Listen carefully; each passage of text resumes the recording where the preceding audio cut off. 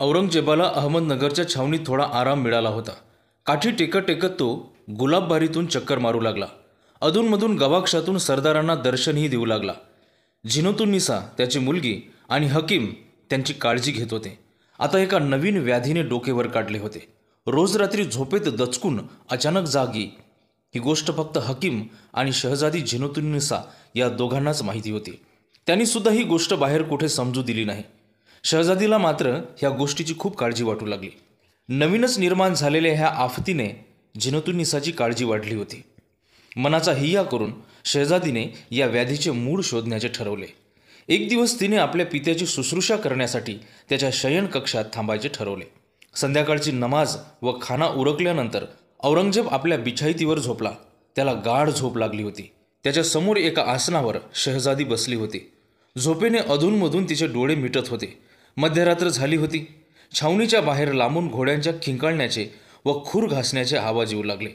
मध्ये हलकाच घोड्याच्या खिंकाळण्याचा आवाज आला आणि औरंगजेब दचकून संता संता आया संता आया शैतान आया शैतान असं ओरडत जागा झाला.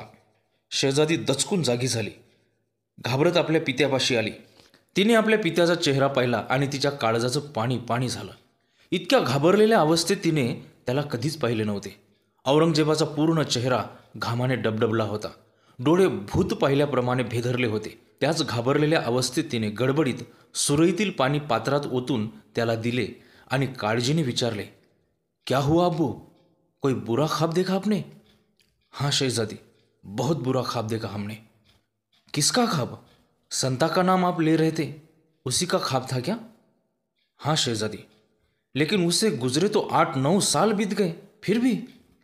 हाँ शहजादी, पता है कि वह कभी का गुजर चुका है, लेकिन जब से उसने हमारे खेमे पर हमला किया था और कई खेमे जला दिए थे, तब से उसका ख्वाब हमारे दिमाग में से जा नहीं रहा. बस एक शैतान संता के हमले की रात बार बार ख्वाबों में आकर हमें परेशान करती है. वडिलांची हालत पाहून त्याला धीर देत झिनोतुन्निसा म्हणाली, अब्बाजान, मैं आपको इस हालत में नहीं देख सकती. आप भरोसा रखिए, हमारे आसपास अब इतने वफादार लोग हैं, ताकतवर भाई है. अपनी खातिर यह लोग अपनी जान भी दांव पर लगा देंगे. आप फिक्र मत कीजिए, आपको हम कुछ नहीं होने देंगे. यह खौफ आप अपने दिमाग से निकाल दीजिए. आपल्या दुबळ्या आत्मविश्वासाने आणि जमवलेल्या शब्दांनी ती आपल्या पित्याचं मनोधैर्य वाढवण्याचा प्रयत्न करत होती. फक्त शब्दांमध्येच आत्मविश्वास जाणवत होता. आवाजात त्याचा लवलेशसुद्धा दिसत नव्हता. तिचं बोलणं ऐकतानाच औरंगजेब उदास स्वरात हसू लागला. काळजाला घरं पडणारं ते हसू होतं.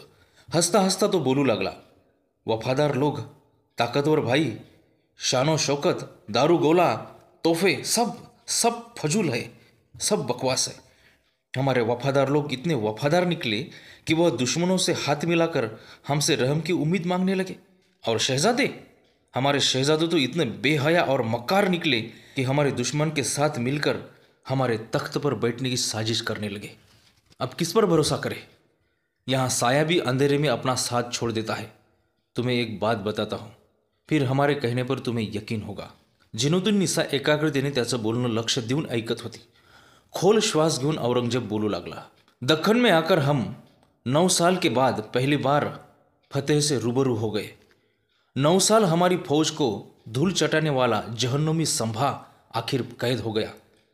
जब हमने उसे मार डाला तब हमें लगा कि अपना तख्त का राजा मरने के बाद मराठे हमारी ताकत की खौफ से हमारे सामने घुटने टेक देंगे, अपने सारे किले हमारे हवाले कर देंगे, गुलाम बन जाएंगे हमारे. मगर इन काफरों ने और संभा की मल्लिका यसुबाई ने मिलकर एक अलग ही चाल चली. उनका रायगढ़ किला हमें सौंप दिया.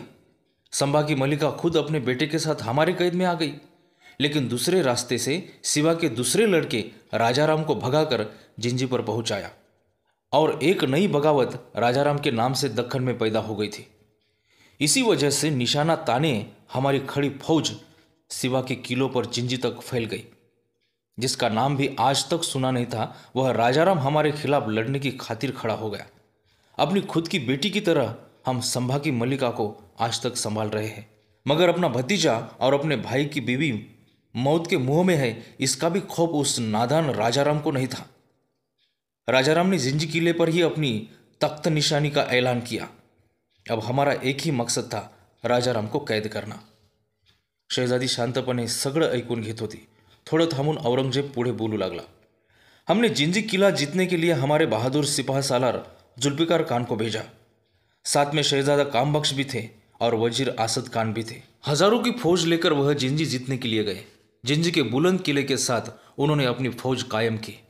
उस फौज के लिए शाही खजाने से अनाज और पैसे हम भेजते रहे, मगर एक पैसा और एक दाना भी उन तक पहुंच नहीं पाता था. कापर, संता और धना सब शाही खजाना बीच में ही लूट लेते थे. इतना करके भी वह खुश नहीं होते थे. जानवरों की घास भी यह शैतान जला देते थे. पूरी फौज अनाज और पैसे ना मिलने की वजह से भूखी मरने लगी. इसका असर यह हुआ कि हमारी कोई खबर या कोई हुक्म उन तक नहीं पहुंच पा रहा था और उनकी कोई हलचल हमें पता नहीं चलती थी. इसी बात का फायदा उठाकर मराठों ने ऐसी चाल चली जिसे कोई सोच भी नहीं सकता था. जुल्फिकार की पूरी फौज में हमारी मौत की अफवा उन नापाक मराठों ने फैला दी. शहजादींच्या भुवया आश्चर्याने वर झाल्या. डोळे मोठे झाले. तशाच स्वरात तिने विचारले, क्या आपकी मौत की खबर? हाँ, हमारे मौत की खबर. और इस खबर को सच मानकर हमारे प्यारे शहजादे कामबख्श मराठों से हाथ मिलाकर हिंदुस्तान के तख्त पर बैठने का ख्वाब देखने लगे. शहजादे को बगावत की बू लग गई थी. जुल्फिकार खान को लगा, शहजादा हमें ही खत्म ना कर दे.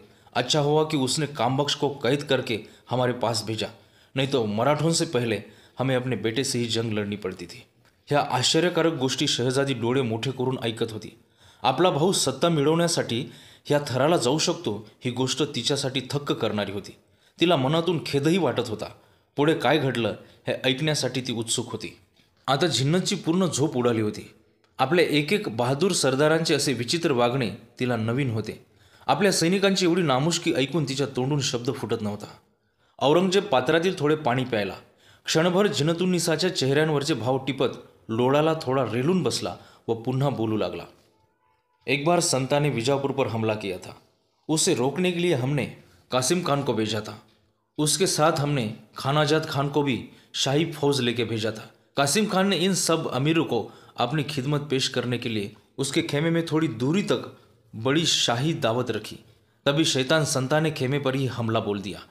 जितना पैसा, जितना अनाज, जो भी कुछ खेमे में था, सब संता जी ने लूट के ले लिया.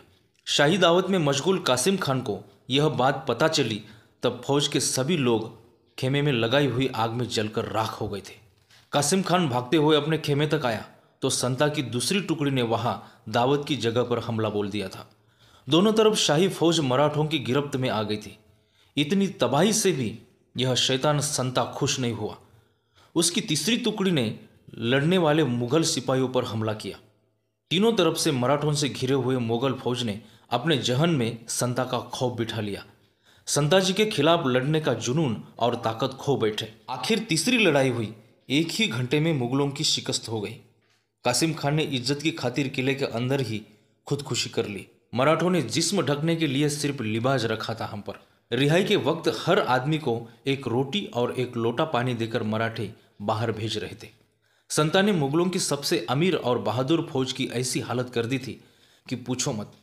उसने हमारे एक से बढ़कर एक बहादुर सिपाही को जंग में शिकस्त दी. हिम्मतवान बहादुरों को हराया और मार डाला. उस शैतान को गुजरे 8 साल बीत गए. आज भी अगर हमारी मुगल घोड़ी जब पानी नहीं पीती है ना, तो हमारे सिपाही मजाक में उसे पूछते हैं, क्यों पानी नहीं पी रही हो? पानी में तुझे क्या वो संताजी दिख रहा है?